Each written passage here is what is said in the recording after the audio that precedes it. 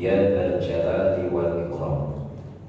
Asyhadu anna sayyidana Muhammadan abduhu wa rasuluhu la nabiyya ba'da. Allahumma shalli ala Muhammad wa ala alihi wa sahbihi rasulillahi ajma'in. Yang sama-sama saya muliakan, yaitu Ketua atau Pengurus Alumni 83 WISU Fakultas Pertanian Mangkapeng. Tadi saya hitung kalau 83, saya 96, berarti 60. Berarti 60 tahun ini menjelang semua. Ada yang sudah, mungkin ada yang 61. Ada, 63 pun ada. Ada, banyak tinggal kelas lah berarti. Iya. Yang bawa Nusantara itu 63. Karena kalau udah 60 tahun ke atas Pak, ada sebutan pemerintah ngasih gelar lansia. Lansia. Bahkan lansia ada juga BLT-nya Pak. Ada dapat BLT lansia ya. Semoga Allah Subhanahu wa taala senantiasa memberikan keberkahan kepada organisasi Bapak dan Ibu. Marilah kita memanjatkan puja dan puji syukur kepada Allah Subhanahu wa taala. Menjelang siang ini Allah masih memberikan kita nikmat sehat. Benar dibilang Bapak tadi, kalau sehat semua banyak sehat. Perkara melangkah kemari ini berat. Itulah tadi hidayah. Hidayah itu tak bisa kita pasrah, tapi harus dijemput. Bagaimana menjemput hidayah? Kalau orang yang tidak sholat, jemput, paksakan diri untuk sholat. Kalau orang bermaksiat, paksakan untuk meninggalkan maksiat. Itu namanya menjemput hidayah. Sama kalau mau kemari, paksakan diri untuk hadir. Itu namanya menjemput hidayah. Semoga Allah memberikan kita istiqomah, ya, terutama dalam fastabiqul khairat, dalam berbuat kebaikan. Karena orang-orang istiqomah itu kata Allah, qala rabbuna Allahu mastaqamu la tanazzalu 'alaihimul malaikah alla takhafu wa la tahzanu. Orang-orang yang istiqomah dengan imannya, kata Allah, maka Allah akan mengirimkan kepada mereka malaikat yang tidak nampak. Ini Allah bilang kepada saya. Apa tugas malaikat itu? Alla takhafu wa la tahzanu. Tugasnya mencampur rasa takut dan khawatir pada diri orang beriman. Apa yang tidak ditakuti dikhawatirkan? Kita kadang-kadang hidup ini kan takut sakit, takut anak-anak udah besar, takut jalan kayak mana makan, takut macam semua kita. Tapi orang-orang yang yakin ya, yang Allah tadi hilangkan rasa takutnya dan khawatirnya, insya Allah dia hakul yakin bahwa di perjalanannya Allah pasti menyertainya. Saya yakin saja. Tapi memang berat jadi orang istiqomah kan Pak. Karena manusia ini kan bukan malaikat, yazid wa yanqus. Kadang-kadang imannya naik, kadang turun. Kalau lagi turun Pak, apa kalau Pak bilang di situ rumahnya ada aja alasan kemarin yang macam. Tapi kalau lagi naik di Pangkalan Susu pun hadir. Ya, mungkin ada di Pekanbaru pun mau dia turun. Ada satu kenikmatan bagi dia, yaitu apa? Ukhuwah Islamiyah dan silaturahim. Kenapa? Karena yang diperintahkan Allah dan Nabi Pak, bukan Nabi saja yang diperintah, tapi Allah juga. Dalam Al-Anfal ayat 1 Allah berfirman, fa aslihu dzata bainakum. Ayo kalian saling bersilaturahim, saling kunjung-kunjung. Kita kan nggak mungkin satu-satu ibu datang ini. Kalau ada anggotanya 50 minggu, apa nggak ada urusan yang lain? Maka berkumpul pada satu tempat, semua sudah kumpul di sini, maka capek lagi kita keliling-keliling. Ini Bapak dan Ibu, saya kira hormon endorfinnya naik pada saat ini, karena bahagia, senang jumpa Bapak. Kalau orang Jawa bilang sedulur, tapi sedulur sefakultas. Kalau dulu ada sedulur kapal. Jadi kalau udah dari Jawa naik kapal ke Sumatera, itu udah saudara ya Pak. Benar saudara, udah kayak saudara satu darah. Padahal itu satu kapal. Kalau kita satu bus gitu, satu pesawat ya kan. Apalagi ibu-ibu dan bapak 4 tahun, bahkan kalau dulu jarang 4 tahun, 5, 6, dan 7 tahun ya Pak. sekarang kuliah cepat-cepat 4 tahun sih ya. Kalau dulu 5 tahun ya hebat ya. Rata-rata 5-6 tahun ya Pak. Ada juga 7 tahun. Udah mau digo baru selesai. Kemudian sahabat dan sahabat, mari juga kita mohon kepada Allah agar kiranya tersampaikan kepada Rasulullah Muhammad Sallallahu Alaihi Wasallam.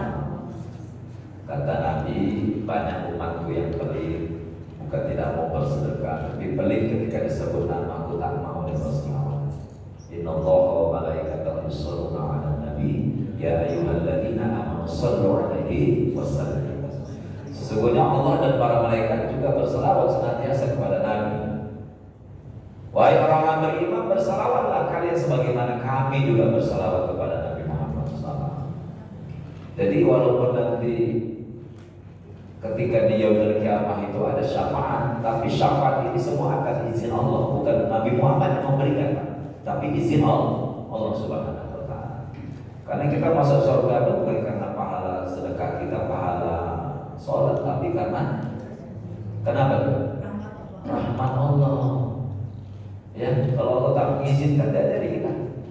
Ya alhamdulillah, semoga kita senantiasa menjadi orang yang beritiba kepada Nabi, mengikuti Nabi pada semua aspek. Jangan dikira Nabi itu tak pernah kumpul-kumpul gini Pak. Nabi itu paling suka juga itu. Kumpul bukan saja di masjid beribadah, tapi kumpul silaturahim, bakar domba kalau kita bakar ikan ya. Kalau Nabi itu nggak ketinggalan, kalau udah acara bersama, dia ambil bagian, walaupun dia itu orang nggak akan dikasih kerja doang, tapi dia tetap mencari kayu bakar. Ya, artinya semua berperan. Nah, jadi insya Allah keguyuban nih, ya, Bapak dan Ibu sekalian mau berikan keberkahan. Sesepuhnya datang. Sudah datang ketua ya. Ini ketuanya nih, Abang. Yang kedua, yang paling tua, yang paling tua. Ya. Waalaikumsalam. Masuk Pak. Yang ini Habib. Dua enam sudah. Nah, ini sekalian. Ini dua Ayo Pak. Habib Injil Al-Zuhur. Al-Zawari. Ada lagi sama Ini dulu Ustaz. Yang terlambat datang kan enggak. Oh, kayak wirid aja ya. Ya, boleh berdua ada. Iklan, angkringan. Awak pernah Habibnya dulu dapat barokah awak. Memang walaupun udah kakek-kakek nenek-nenek, kalau udah kumpul kayak anak masih kuliah dulu juga ya, yang tukang ngerjain juga. Kayak lagi lah Pak ya, yang dari dulu tak ngerjain orang, tapi tua ngerjain kemana? Padahal udah kakek-kakek. Jadi cucu. Masa besar yang dulu waktu kuliah sering terlambat, pengajian itu sering terlambat juga. Tapi kalau ujian Pak paling di luar, karena ambil kursi paling belakang, supaya bisa cari-cari jawaban. Baik, kita lanjutkan ya. Di dalam Al-Quran memang Allah sudah menyampaikan ya, nggak banyak orang itu yang mencari keberkahan, mencari karunia Allah. Wa minan nasi may yashri nafsahu ibtigha'a mardatillah. Di antara manusia ada, kalau di antara bertiga banyak. Di antara manusia ada orang-orang rela mengorbankan. Jadi Bapak dan Ibu hadir kemarin ini, saya yakin pasti ada dikorbankan Pak. Pasti. Kalau tidak, kalau punya kedai di rumah tutupnya dulu. Harusnya siang nanti ini udah ada kegiatan di kampungnya, ditundanya nanti malam aja ya. Aku mau ada kerja. Bahkan korban uang ya Pak. Apalagi jauh di Makalah Susu, tol mahal ya. Minyak ada berapa ya? Dari pakem dan sebagainya. Ya. Ada yang ya mungkin korban perasaan juga ya. Dari rumah tadi lebih gak enak nih perasaan, tapi berangkat juga. Wa minan nasi may yasri nafsahu ibtigha'a mardatillah. Mereka mengorbankan itu semua untuk apa? Amal mardatillah, hanya mengharap ridha Allah. Jadi kalau ibu dan bapak kumpul, niatnya itu jangan cuma yang penting jumpa kawan-kawannya. Pertama adalah ini adalah perintah Allah. Dan Itu Pak ya, silaturahmi. Yang kedua, jumpa kawan-kawan. Jadi ini dihitung ibadah. Bapak dan Ibu dari rumah, apalagi pengajian. Ya. Sebentar saja kita hadir di majelis ilmu sampai seperti sholat sunnah 100 rakaat. Dan di sini malaikat-malaikat berkumpul mendoakan kita sampai kita bubar dari majelis ini. Pada kesempatan menjelang zuhur ini nanti kita ada tanya jawab. Saya menyampaikan satu ayat saja, yaitu Al-Quran surah Al-Imran ayat 130. Jadi kita ini memang harus bahasa apanya at-tawazun. Tadi Bapak menyebutkan supaya jangan oleh kapal ini pindah lagu sebelah sini. Ayo kan Pak siapa tadi lupa? Pak? Beda oleh artinya apa? Harus ada seimbang. Kalau Al-Quran menyebutnya at-tawazun. Hidup ini kalau nggak seimbang lo kayak enak. Itu kapal terbang bisa terbang. Itu kan seimbang. Bumi dan langit ini tidak terjadi kejomplangan karena ada keseimbangan. Ya, kalau sesuatu itu diciptakan tidak seimbang, maka pasti akan hancur. Begitu juga kita ada akhirat, ada dunia. Paling tidak seimbang. Jangan ngurusi dunia saja, atau akhiratnya saja, dunia ditinggalkan tak boleh juga.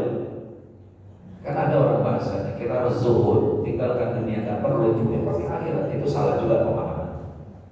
Kalau zuhud itu dunia itu tidak diletakkan di hati, tapi di tangan. Silakan jadi orang kaya, silakan jadi bos di pekerjaan, tetapi semua yang Allah berikan itu bukan di hati, tapi di tangan. Artinya apa? Kalau di tangan dengan kita punya kekuasaan tadi, ini bisa membuat kemaslahatan kepada umat. Kalau di hati Pak, itulah yang kadang orang stres. Ketika nggak punya jabatan lagi, stres dia Pak, karena sudah diletakkan di hati itu jabatannya. Harta yang diletakkan di hati, jangan.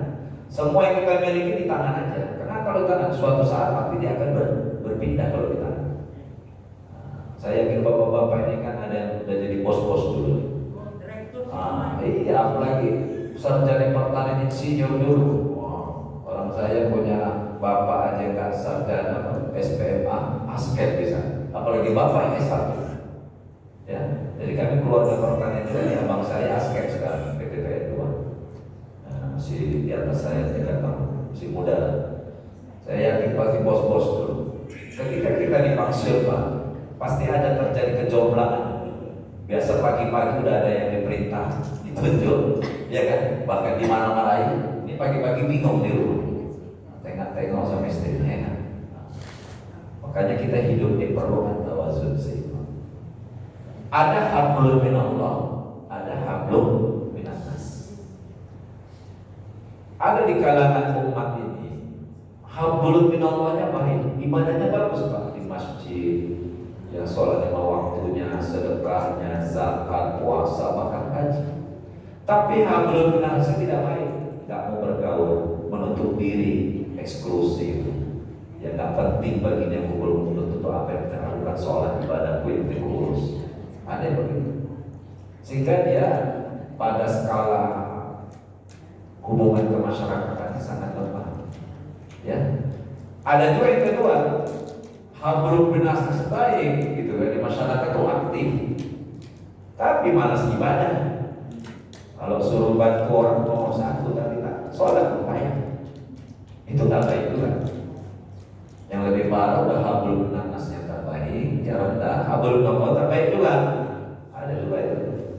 Tapi idealnya hablum minallah kita baik. Bagaimana kalau ada orang hablum minallahnya baik, hablum minannas tidak? Berarti dia salah memahami Islam ini Pak. Salah. Jadi Al-Quran itu isinya bukan cerita tentang ibadah sholat aja. Islam ini ceritanya bukan cuma bagaimana akidah-akidah, ibadah-ibadah, tidak. Tapi kalau kita mau bedah struktur Al-Quran, di situ ada cerita ibadah, ada cerita akidah, ada cerita muamalah, ada cerita ekonomi, ada cerita sosial, ada lengkap, bahkan cerita politik dan keamanan itu ada. tidak melulu isinya cuma ibadah, sholat, itu aja dan akidah tidak. Makanya Islam ini adalah agama yang syumuliyah, yang lengkap. Syumuliyah mutakamil, melengkap dan melengkapi. Ada seorang profesor, ini profesor, Pak. Dia merupakan salah satu tokoh di ormas yang ada di Indonesia. Ormas besar juga nih, Pak. Karena dia profesor dalam bidang agama, sampai ada nyeleneh juga. Orang haji kan sekarang nunggunya 30 tahun, 25 tahun ya, Pak. Minimal 20 tahun. Itu udah payah 20 tahun. Kalau kita daftar haji 25 tahun paling. Kenapa nggak haji kata dia, kita buat 5 kali setahun? Biar cepat, yang nunggu udah 30 tahun itu kan paling 6 tahun udah ketemu dia. Coba bayangkan, Pak. Haji yang harusnya maklumat di bulan-bulan yang Allah sudah tentukan, mau dibuat bagaimana haji kayak umroh. Ya, haji kayak umroh itu aja kita buat 5 kali. Nah, dia mencoba pemikirannya. Itulah tadi. Kadang-kadang kalau orang saking pintarnya bisa apa ya, jalan ya, sesat juga kan. Ya, bayangkan kalau itu bisa disepakati sama ulama-ulama yang enggak lurus tadi, hancurlah umat ikut tadi kerjanya. Nah, jadi memang kalau otak ini dianggap terlalu pintar, dia menjadikan otaknya Tuhan, Pak. Sama seperti Fir'aun. Fir'aun itu karena semua bisa diatur ya, Pak, pakai akal ya, Pak. Orang cari makan, ini kau kerjaan dikasih, macam sudah diatur dia, keamanan diaturnya, politik diaturnya, ya kan, Pak? Duitnya banyak, bayar pajak banyak orang. Sehingga dia mengatakan ana rabbukum, aku ini Tuhan kalian, karena aku yang sudah mengatur kalian, rezeki kalian semua. Sampai bilang begitu, Pak. Karena dianggap akalnya itu yang hebat. Ya, padahal dibantah oleh Allah dalam Quran, bisa kita baca bahwasanya Qarun dan Fir'aun Allah berikan harta yang banyak, Pak. Itu bukan karena kecerdasan akal kalian, kata Allah, itu adalah karunia dari aku. Karena Qarun itu merasa dia mencari duit Fir'aun, bendaharanya, dia merasa bahwa yang dimiliki oleh Fir'aun dan kerajaan itu adalah karena kecerdasan dia mengelola dengan akalnya, Pak. Itu Allah bantah. Makanya kita hati-hati juga. Kalau kita hari ini memiliki jabatan, memiliki harta, itu bukan karena kehebatan kita, Pak. Aku orang pintar, aku kerja betul, tidak. Itu karena karunia Allah, pemberian Allah. Makanya kita disuruh mensyukuri pemberian Allah. Kalau Allah sudah berkehendak, kapan bisa diambil dari pemberian Allah? Apapun, ya. Dalam Al-Quran surat Al-Imran 134 ini berisi tentang dominan hablum minan nas. Bagaimana kita memperkuat hubungan kepada sama manusia atau hubungan kemasyarakatan kita. Saya bacakan ayatnya. A'udzu billahi as-sami'il 'alim minasyaitonir rajim. Alladzina yunfikuna fis sarra'i wad dharra wal kazimina al-ghaiz wal 'afina 'anil nas wallahu yuhibbul muhsinin. Jadi ada 3 perbuatan yang baik yang sangat Allah cintai, Pak. Kalau sudah Allah mencintai ini, berarti siapa yang melakukannya pasti Allah cinta kepada dia. Ya, mau nggak Bapak dan Ibu cintai Allah? Kalau Allah mencintai awak, ya Allah minta ini, belum minta kan udah tahu. Sama. Kalau ibu-ibu dicintai sama suami, baru kudi aja udah tahu suami. Ya kan, baru kudi udah tahu dia mau minta duit istriku. Karena namanya suami istri kan tafahumnya udah tinggi, Pak, saling memahami, ya kan. Nah, diam aja, ya kan, kayak merajuk-merajuk, dia tahu suami itu. Oh, ini berarti minta duitnya, ya kan. Jadi Bapak dan Ibu sekalian saya muliakan, ada 3 perbuatan baik yang Allah sangat cintai dari kita. Yang pertama adalah alladzina yunfikuna fis sarra'i wad dharra, yaitu orang-orang yang mampu bersedekah lagi susah atau senang. Allah tidak menyuruh kita sedekah waktu banyak duit aja, tidak. Tapi nggak ada duit pun bisa sedekah. Jadi ada juga saya baca tafsir, bersedekah itu pada umumnya Allah sangat suka. Tapi antara bersedekah lagi susah lagi senang, kedudukan di sisi Allah lebih hebat yang lagi susah, Pak. Contoh, kalau kita punya duit di kantong 1 juta, kalau kita sedekah misalnya 50.000, itu rasanya kecil ya, cuman berapa persennya, 5% saja kan. 1 juta keluarkan 50, tapi kita punya duit 50.000, kita mau keluarkan 10.000, Pak, 20%-nya nih, Pak. Sebenarnya kan besar itu bagi orang yang punya duit, tapi dia bisa bersedekah. Maka di sisi Allah, orang yang lagi susah mampu bersedekah, itu luar biasa. Bukan sebaliknya, kita tidak ada duit malah tak mau sedekah. Allah sudah bilang, wa man qudira alaihi rizquhu falyunfiq.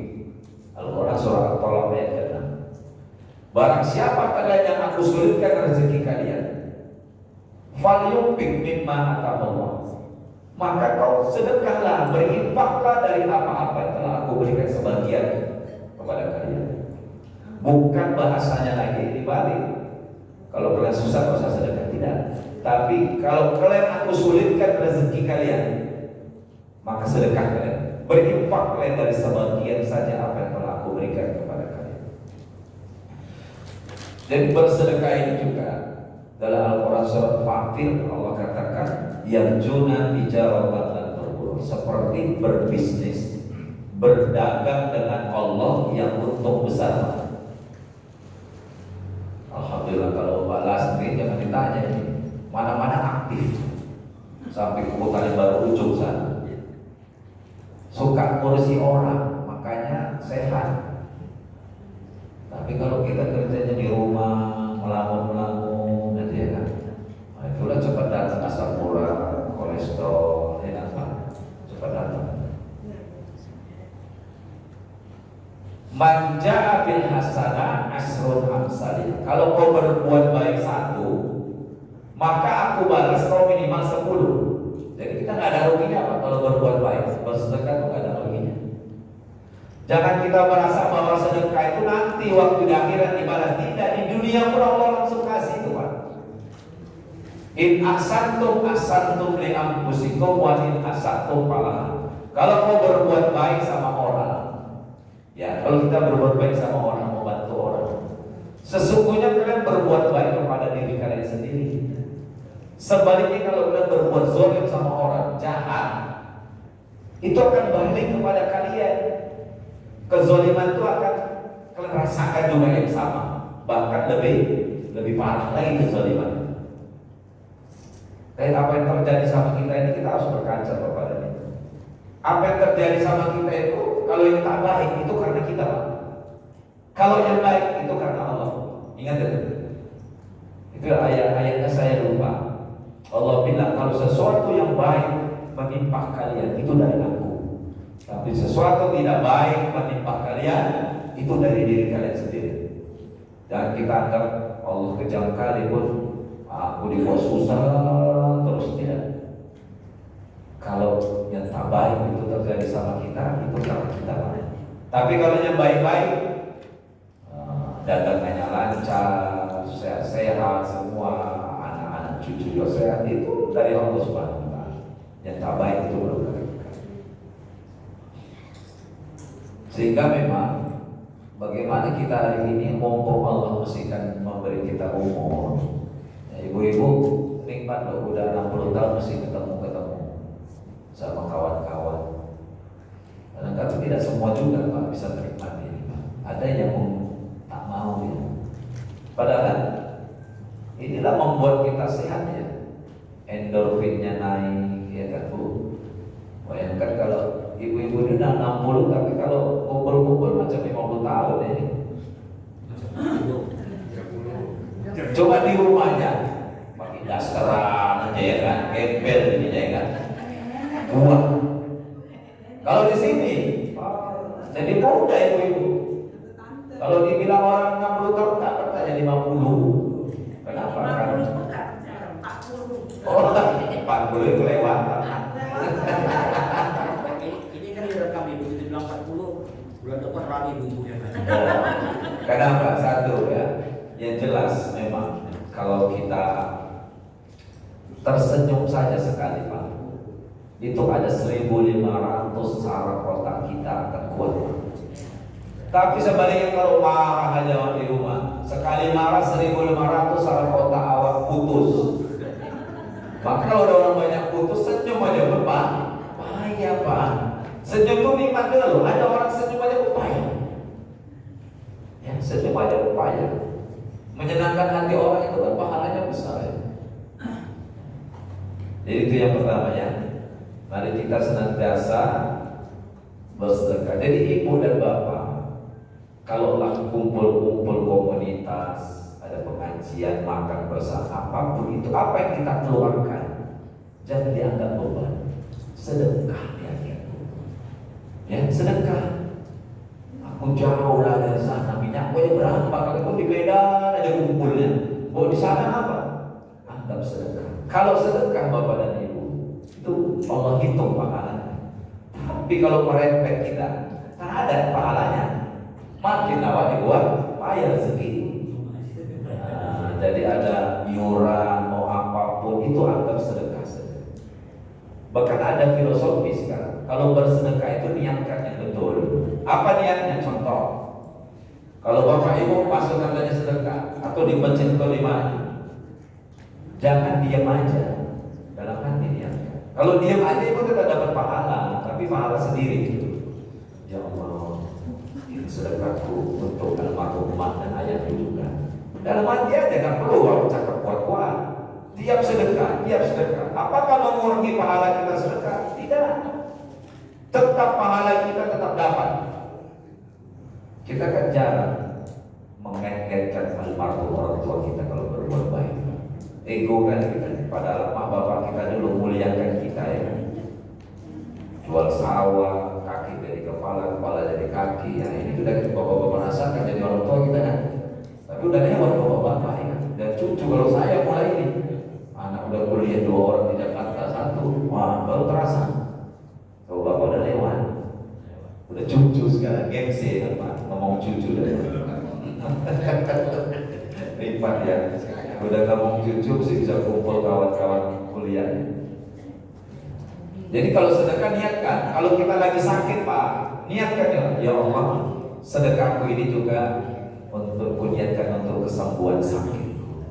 Selain orang tua, sakit kita, niatkan. Kenapa? Karena innamal a'malu binniyat wa innamal likulli imri'in ma nawa. Segala sesuatu amal tergantung niat kita. Dan Allah akan memberikan balasan sesuai apa yang kalian niatkan. Kalau kita tidak ada niat, cuma masukkan aja untuk kita sendiri. Tapi kalau kita setiap sedekah niatkan untuk almarhum kita, ayah kita Pak. Karena orang yang di alam kubur itu Pak, sekarang mak kita mungkin ya kan, ayah kita atau saudara kita atau ibu yang ada yang suaminya udah meninggal ibu ini. Ada. Yang udah meninggal suami. Gak ada. Mesti lengkap ya. Bapak-bapak ada yang istri udah meninggal. Bukan mau aku carikan lagi. Nah. Jadi gini, dalam Al-Quran itu ada dialog Allah dan ahli kubur Pak. Ya, kalau di alam berat. Rabbi laula akhartani ila ajalin qarib. Ini adalah permintaan orang di alam barzah sama Allah. Rabbi wahai Tuhan, wahai Allah, laula akhartani ila ajalin qarib. Kalaulah kau bolehkan ya Allah, kalaulah kau perkenankan ya Allah, tolong hidupkan kami sebentar saja ke dunia. Bayangkan Pak, orang mati kita hidup sekarang Allah. Kita hidup, ada yang meminta mati? Belum ya? Belum. Jadi orang yang mati hari ini mungkin orang tua kita atau pasangan hidup kita kepingin dihidupkan sebentar saja. Mau ngapain? Hanya satu permintaannya Pak. Wa tasaddaqo, mau bersedekah. Bukan mau haji, bukan mau umroh, bukan mau sholat, bukan mau zakat, puasa, tapi wa tasaddaqo, mereka kepingin bersedekah. Maka kita keluarga-keluarganya yang masih hidup, untuk orang tua kita, suami atau istri kita, maka niatkanlah kalau sedekah untuk mereka itu Pak. Ya Pak, itulah tandanya kita kita berbakti kepada orang tua sepanjang hidup. Sepanjang kita masih hidup terus kita berbakti memberikan kebaikan kepada orang tua. Bapak dan Ibu yang saya muliakan, itu yang pertama kali. Yunfikuna fis sarra'i wad dharra, bersedekah lagi susah atau lagi senang. Yang kedua, amal baik yang Allah sangat cintai adalah wal kazimin al-ghaiz, yaitu kalian mampu menahan amarah kalian. Jangan suka marah kalau bahasa Allah. Pak, masih suka marah bapak-bapak ini? Kadang-kadang dengan kidding ya kan. Kalau udah marah, jadi Allah sudah bilang wal kazimin al-ghaiz, kau tahan marahmu itu. Allah suka loh. Harusnya marah ada di mana? Persoalan kecil hilangkan, yang besar kecil. Nggak usah kehilangan duit 50.000 aja banting gelas di rumah, ya kan? Tak apa-apa dibanting, merepet. Usah. Kan kata kunci udah saya sampaikan di awal. Apa yang terjadi sama kita yang tidak baik itu karena kita. Apa yang terjadi kita baik itu karena Allah. Kalau kita kehilangan sesuatu, ya mungkin kita bisa berkaca. Mungkin ada hak orang lain yang aku ambil, kan gitu kan. Kalau kita disakiti hati sama orang, mungkin kita pernah nyakiti hati orang, tak sengaja kita langsung atau tidak langsung. Makanya hukum kisos itu berlaku. Kalau secara kesehatan, Pak, tadi saya sampaikan, orang marah sekali marah itu 1.500 saraf otaknya putus. Berarti saraf otak kita kan miliaran, Pak, banyak. Dan secara kesehatan lainnya, orang yang marah itu akan memicu yang namanya hormon kortisol, Pak. Kalau yang baik namanya hormon endorfin, benar nggak? Apa itu endorfin? Kalau kita lagi senang, ketawa, bahagia itu meningkat, Pak. Secara otomatis imunitas kita juga kuat. Ya Bu, coba ibu dari rumah, kerjanya marah, mengeluh, pokoknya tak baik-baik, pasti gampang sakit. Kalau kita udah banyak pikiran, gampang sakit apa? Bilang pun datang, demam pun datang, cepat kali tahu aja dia. Jadi kalau kita tidak bisa menahan amarah kita, maka hormon kortisol itu yang akan datang. Apa hormon kortisol ini? Ini hormon yang membawa kepada penyakit-penyakit, Pak. Apa penyakit itu? Kolesterol, asam urat, diabetes, ya jantung, paru, dia yang membawa, Pak. Nabi, saya tanya Pak, Nabi Muhammad itu sakit berapa kali seumur hidup? Nabi itu sakit cuma sekali, Pak. Dan itu sakit menjelang kematian. Kenapa Nabi itu jarang sakit? Kan itu perlu kita pertanyakan itu secara kesehatan. Bukan karena Nabi itu Nabi kan manusia. Laqad ja'akum rasulun min anfusikum. Muhammad itu seperti kalian juga, berarti manusia. Pertama, Nabi itu tidak pernah marah. Mau dikatai, mau diejek, difitnah, mau diceritain dilempari batu, lempar kotoran, dibilang gila, sesat, dia tidak pernah. Bahkan orang yang bilang dia gila aja tetap diberi makanan sebelum kematian. Tetap tiap hari sedekah makanan kepada orang buta dan orang jauh di mana. Karena marah dia. Ketika terjadi penolakan dakwah Nabi di Taif, dilempar batu, macam ya. Sahabatnya marah, ya Rasulullah, kayak gitu kali parah kali itu penduduk Taif. Mintalah sama Allah supaya dibalikkan kaki bukit itu supaya mati tuh orang Taif. Itu emosi orang-orang atau sahabat-sahabat Nabi. Sahabat Nabi emosi juga, walaupun ibadahnya bagus-bagus ya manusiawi itu. Tapi kata Rasulullah begini, jangan, karena mereka tidak tahu, tidak paham, maka mereka mengatakan seperti itu, berbuat begitu kepada kita. Baik kan? Kalau kita jangankan begitu ya, baru diceritain aja udah pecah-pecah. Baru diceritain. Padahal di dalam sebuah hadis nanti ada orang yang bangkrut, Pak, ketika di akhirat. Ini hadis sahih. Siapa yang bangkrut? Ada orang yang datang kepada Allah membawa pahala hajinya, puasanya, zakat, sholatnya, dan pahala sedekah. Tapi di satu sisi dia membawa dosa-dosa kezalimannya kepada orang lain. Dia pernah menuduh orang ini, dia pernah mengatakan orang ini, dan sepada itu tidak, maka pahalanya dibagi-bagikan kepada orang-orang yang dizalimi tadi, dan masih kurang lagi pahalanya. Masih ada lagi yang belum tertutupi, istilah kita ya kan. Dan akhirnya Allah campakkan dia ke neraka. Kan Pak? Ngeri kan? Makanya saya kalau diceritai orang yang tidak betul, saya cuma mau alhamdulillah ya Allah, pahalanya cukup. Kalau kita merasa tidak salah, ngapain kita marahin apa? Ya apa-apa. Maka kan pahalanya untuk kita. Kemudian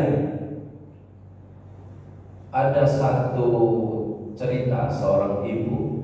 Ibu-ibu ini umur 55 tahun kena kanker, Pak. Kanker ganas. Kenapa kena kanker ganas? Dia datang kepada dokter, kata dokter, ibu ini sudah stadium habis, nggak bisa diobati lagi. Saya pakai kasih obat hanya mengurangi rasa sakit, tapi tidak mengobati. Nggak bisa dioperasi dan sebagainya.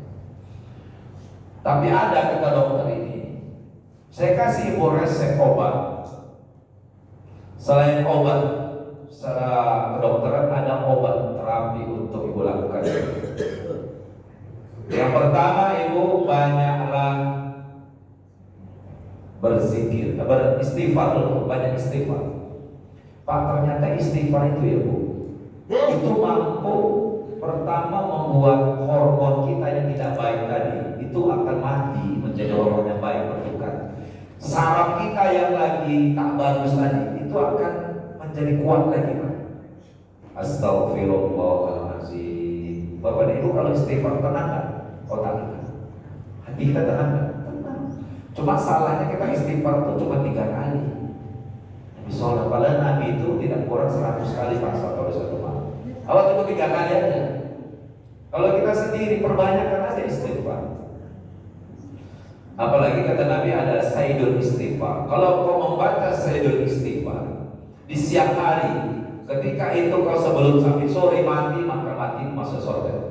Ketika kau membaca di malam hari sebelum besok pagi kau mati, maka mati masuk surga. Apa sayyidul istighfar? Itulah yang Allahumma anta rabbi la ilaha illa anta khalaqtani wa ana abduka wa ana ala ahdika wa wa'dika mastaqamtu a'udzu bika min syarri ma sana'tu abu'u laka bi ni'matika 'alayya wa abu'u bidzambi faghfirli fa innahu la yaghfiru dzunuba illa anta. Baca itu habis kita sholat. Sunnahnya dibaca ketika siang habis zuhur dan ketika malam habis maghrib. Boleh, kayak 5 waktu pun boleh. Kalau hadis ini kan mengatakan ketika dibaca di siang hari, maka kau mati sebelum malam masuk surga. Ketika dibaca malam hari sebelum pagi kita tinggal masuk surga. Itu kapan pun boleh. Itu istighfar sayyidul, namanya sayyidul, ibunya istighfar. Yang kedua setelah perbanyak istighfar adalah perbanyak berzikir. Berzikir maknanya 2. Yang pertama adalah mengucapkan kalimat-kalimat thayyibah, subhanallah walhamdulillah wallahu akbar, atau juga membaca Al-Qur'an. Membaca Al-Qur'an ini kan juga berzikir. Karena salah satu nama Al-Qur'an itu Az-Zikr. Selain ada Alkitab, Al-Furqan, Al-Qur'an, juga Az-Zikr, pengingat. Kalau kita membaca Al-Qur'an ini juga mempengaruhi kepada sel-sel dan hormon kita. Ibu-ibu kalau baca Quran kira-kira tenang nggak? Rileks nggak? Rileks.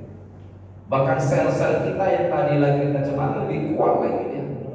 Hormon-hormon kita. Jadi orang yang kena kanker Bu, ini kan berarti terjadi sel normal menjadi sel kanker. Sel normal menjadi sel kanker. Makanya orang kalau sakit kanker itu pakai di apa namanya kemo kan? Atau diterapi supaya apa? Supaya mati kan selnya kan? Supaya tidak berkembang. Di dalam tuntutan agama kita bahwa perbanyak dan zikir membaca Al-Quran itu ternyata bisa mengurangi yaitu perkembangan sel-sel kanker. Yang ketiga, sholat malam. Perbanyak sholat malam. Sholat malam itu banyak Pak. Anda bisa kira apa? Tahajud itu sholat malam. Ada sholat taubat, ada sholat hajat, sholat malam. Jadi qiyamul lail, di antara qiyamul lail ada tahajud. Silakan perbanyak sholat malam. Awak tak bisa bangun jam 2, bangun menjelang subuh aja. Jam 4 bangun, berwudu, sholat sampai menjelang subuh. Karena nanti kalau udah bangun jam 2 tidur lagi setengah 4, lewat subuhnya. Penghujung boleh. Ya. Yang keempat, banyak sedekah. Setelah ini Pak lakukan, ibu itu 3 bulan kemudian datang kepada dokter. Diperiksa dokter, kankernya sudah mulai kering dan mengecil. Dikasih lagi obat, ibu terus lakukan yang saya sampaikan. 3 bulan kemudian datang lagi, baru sudah 6 bulan. Ketika sudah datang, dibilang dokter itu, alhamdulillah kanker ibu sudah hampir habis. Udah mati sudah ibu pun sudah sehat kan, sudah bisa beraktivitas bu, udah bisa masak, nyuci, macam semuanya. Setelah ibu itu konsultasi, sebelum pulang ditanya oleh dokter, bu saya mau tanya kepada ibu jujur, ibu ada masalah apa sebenarnya? Coba cerita jujur. Iya Pak Dokter, aku ini ada hal-hal yang mengganjal dia hatiku dari dulu sampai sekarang sama suamiku. Bayangkan tuh. Kenapa yang sakit kanker itu banyak perempuan bukan laki-laki? Kalau laki-laki kanker itu gak kantong kering mereka kan. Kenapa? Karena perempuan ini suka menyimpan. Sama pasangannya pun disimpan sampai tua. Gak surnya dia itu, tak ada tak enaknya, disimpan terus itu. Sama ibu tadi kasus. Ternyata dia ada sesuatu yang dia tidak sukai kepada suaminya, yang dia sebenarnya tidak pas, tapi nggak mau disampaikan, disimpannya itu semua. Itulah menjadi bibit-bibit kanker. Maka kita hidup ini bu, ya Pak, nanti tulus saja. Kalau ada sesuatu yang kita lihat tidak bagus, tidak enak, pasangan atau siapa, sampaikan saja. Ya, habis itu lepas, nggak ada yang kita ganjal, apalagi marah kita sama orang kita simpan. Aku pokoknya marah sampai tua, aja kita enak. Itu tadi menyimpan bibit-bibit penyakit. Nabi itu sehat karena dia tidak pernah menyimpan kemarahan, tidak ada dendamnya. Ya. Jangan pula kita ini kadang-kadang yang membuat seseorang itu malas ketemu orang lain karena ada sesuatu yang mengganjal di hatinya. Males aku kumpul sama orang tuh. Aku tak surat tuh kalau sama yang si Polan itu. Dia boleh lagi datang ya. Ya Allah. Kita itu begitu-gitu hilangkan udah tua-tua. Ya kan? Kalau sudah yang terjadi dulu ya udah selesai. Sekarang kan kita menata bagaimana ke depan. Yang sudah terjadi udah nggak usah kita simpan-simpan lagi. Jadi ibu-ibu pesan saya, kalau ada hal tidak enak kepada siapapun, termasuk kepada pasangan kita, sampaikan. Jangan disimpan, itulah menjadi bibit itu. Ya, kenapa perempuan banyak kanker? Karena perempuan adalah orang yang pandai menyimpan perasaannya, pandai menyimpan kemarahannya, pandai menyimpan kekecewaannya. Benar ya Bu? Ibu ini jago, itu hebatnya perempuan, tapi negatifnya itu tidak bagus. Ya kan, itu tidak baik. Kalau mau kawin lagi silakan. Kalau itu babnya jangan mah nanti dikeroyok kita tapi ibu. Ya, itu yang kedua ya. Wal kaziminal ghaiz, mampu menahan amarah. Jadi kalau marah kata Nabi, kau kalau marah duduk. Pernah ada orang marah duduk kan? Orang marah itu berdiri karena setannya banyak terus. Kalau bahasa kita ini auranya terus negatif. Makanya kalau kita marah, usahakan duduk, biar marah itu redup. Masih marah, boleh aja. Nggak ada orang tidur sambil marah. Itulah untuk menetralisir Pak. Masih marah tidur, ambil wudhu. Kata Nabi, wudhu kau. Masih marah, sholat kau. Masih marah, sholat sampai hilang marah. Begitu agama kita ngajarkan. Bukan awal marah makin berdiri, pegang batu, pegang apa, pecah semua. Karena setan tuh cepat Pak panasnya Pak. Ya, kita juga begini. Yang namanya kumpulan yang namanya organisasi silaturahim pasti sedikit banyak ada ketersinggungan. Yang terpenting ada 3 yang kita pegang bersilaturahim. Rukun ukhuwah silaturahim 3. Yang pertama at-ta'aruf, harus saling kenal nih. Kenal nih. Gak ada yang gak kenal ya Bapak Ibu ya. Ini satu stambu dan satu kelas ya. Pokoknya satu stambu Pak ya. Satu stambu. Mungkin beda kelas dulu ya kan. Oh dulu 2 kelas. Banyak juga loh 2 kelas tuh. Beda jurusan. Beda jurusan. Kalau dulu kan kalau enggak tanaman sama tanah ya. Kalau sekarang yang banyak agro, kotek, macam-macam lah sekarang prodinya ya. Jadi at-ta'aruf, kenal. Bapak dan Ibu minimal harus kenal ini namanya siapa, rumahnya di mana. Minimal itu dulu, itu namanya silaturahim. Kalau silaturahim nggak kenal, cuma sekedar say hello, wah itu belum terpenuhi itu. Yang kedua, setelah at-ta'aruf, at-tafahum, kita saling memahami Bapak Ibu. Apa yang kita pahami dari teman-teman kita, terutama adalah karakter, supaya tidak ada ketersinggung. Oh ibu ini, kalau Mbak Lastri ini, Bapak Kiki pun nggak ada ya. Tapi kalau yang pendiam, kita kill kan. Masa marah dia, jangan kita samakan. Ya jadi harus tafahum, memahami. Oh ini orangnya jangan disinggung-singgung lah, dia apa itu. Yang ini orangnya memang nggak ada masalah kalau kita. Termasuk selera. Oh ini sukanya makan ini, makan ini. Itu tafahum namanya. Nabi, sahabat-sahabatnya itu dia kenal, bahkan dia paham. Bukan hanya selera makan. Dan sahabat paham dengan selera Rasulullah. Kalau makan, kalau sudah yang diolah domba kambing, Nabi dikasih paham. Itu paling senang. Domba muda, pahamnya Rasulullah dikasih. Wow, karena Nabi itu paling suka.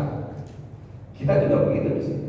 Sudah mulai paham. Oh ini sekolah begini nih. Kenapa? Supaya adalah istilah kita ini saling menghargai, saling memahami, supaya jangan terjadi misunderstanding, salah pengertian. Padahal niatnya bagus, tapi kalau salah jalannya juga tak baik. Yang ketiga ini penting, at-ta'awun, saling tolong menolong. Ketika ada teman kita lagi ditimpa musibah, kesusahan atau apapun masalah, kalau bisa kita tolong, ya at-ta'awun, kita tolong sebisa kita. Jadi 3 itu. Baik Bapak dan Ibu yang saya hormati, poin terakhir dari Al-Imran 134 adalah wal 'afina 'anil nas. Perbuatan baik sama Allah cinta. Yang ketiga wal 'afina 'anil nas, memaafkan kesalahan orang lain. Ya. Memaafkan. Ini bahasa memaafkan ini kan memang berat. Apalagi kita sudah tergores. Perempuan ini juga paling berat nih kalau sudah tersakiti. Ya, memaafkan itu kalau laki-laki lebih mudah Pak. Kenapa? Betul, laki-laki itu lebih realistis daripada perempuan. Kalau perempuan dominan perasaannya. Kalau laki-laki ya udah itu udah dulu jadi udah.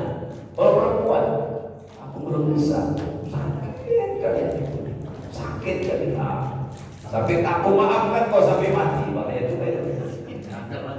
Nah itulah tadi bibit-bibit kolesterol asam urat itu. Jangan, kalau ada hari ini kita masih menyimpan dendam, tak memaafkan, hilangkan. Kalau mau sehat, ya hilang. Yang terjadi sudah. Memang kata Allah dalam Al-Quran surah Az-Zumar ayat 40. Allah berfirman wa jazaa'u sayyi'atin sayyi'atun mithluha. Kalau ada orang berbuat zalim sama kalian, jahat, memang pantasnya kalian balas seimbang. Naluri manusia, fitrah manusia, pinginnya kan kita balas Pak. Kalau kita dipukul, pukul gantian kamu. Kalau rasanya kita ditokoi, gantian kapan aku balas kamu. Itu naluri kita manusia. Ini Allah yang mengatakan wa jazaa'u sayyi'atin sayyi'atun mithluha.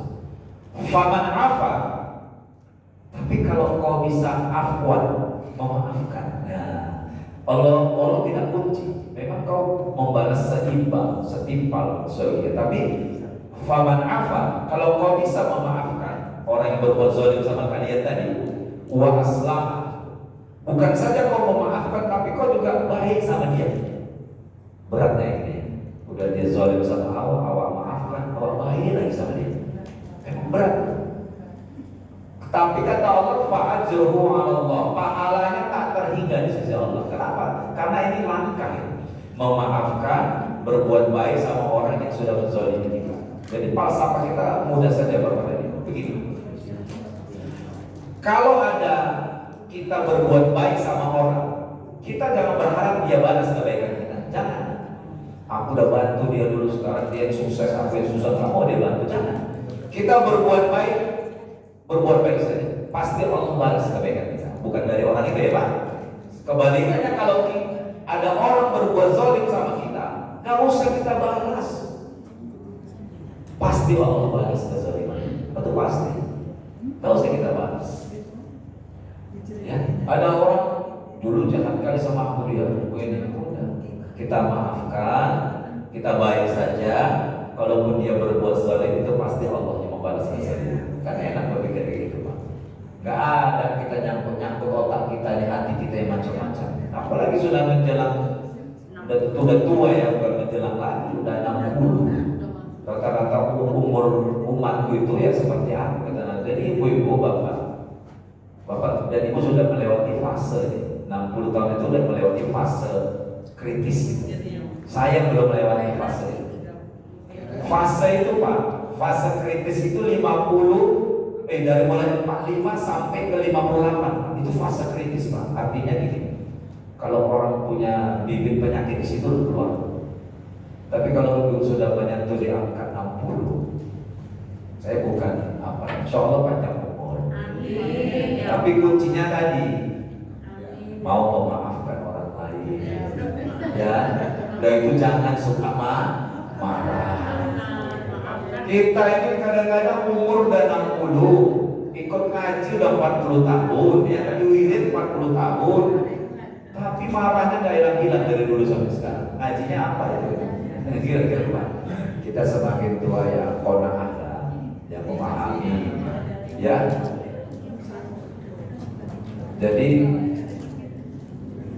kita bercermin, ya. Paling tidak kata Nabi, man arafa nafsahu faqad arafa rabbahu. Barang siapa yang kenal dirinya maka akan kenal Tuhan. Kita ini kan, ya, dari tanah nanti kembali ke tanah, apa yang kita miliki. Dulu ibu-ibu ini cantik-cantik, sekarang mulai peon. Dulu bapak-bapak ini bos-bos, sekarang mulailah di rumah banyakan. Ya memang siklus. Kalau kita memahami kita ini adalah memang manusia, siklus ini semua. Dan nanti dibuat ke anak-anak lagi, ya kan Pak Bu? Ya walaupun ibu-ibu udah tua, bapak-bapak, kalau udah kumpul ke anak-anak lagi nih. Tapi kalau di depan cucu sama anak ya agak wibawa lah segini kan. Ya. Terus ditutup di ayat tadi, wallahu yuhibbul muhsinin, dan Allah sangat mencintai orang-orang yang berbuat demikian. Maka ayo 3 hal ini sepanjang kita masih hidup sampai kematian kita, perbuatlah, perbanyaklah bersedekah, baik lagi susah atau lagi senang. Yang kedua, mari juga kita menahan marah, jangan suka marah-marah. Kadang-kadang kita terpancing orang marah, bisa terpancing Pak, tapi coba kita bisa mengendalikan marah. Orang marah itu usah ikut marah, berarti sama saja orang ikut setan juga ya. Yang ketiga, memaafkan orang lain, jangan ada dendam, jangan ada dusta di antara kita. Ya, apalagi kita yang alumni kumpul-kumpul, ya dulu nggak usah diingat lagi. Dulu parah kali itu, aku pun di tokonya dulu. Gitu. Kalau udah kumpul, saya juga gitu Pak. Kalau udah kumpul sama kawan kuliah, kawan SMA, dia bilang Pak, aku sih pelit kali kalau ujian. Dia mau cepet keluar, kan kita kan dikasihnya. Terus salah kalian, maka kalau ujian duduk depan aku. Saya kira ini Bapak dan Ibu, mohon maaf mungkin kalau ada pertanyaan, kita masih ada sekitar 10 menit sebelum zuhur, silakan Pak. Tadi kan kaji kita ini hablum minallah wa minas. Ya. Apa pendapat Ustaz tentang Imam Besar Masjid Istiqlal yang mencium bau Ini pendapat saya ya Pak. Imam besar mencium Paulus. Jadi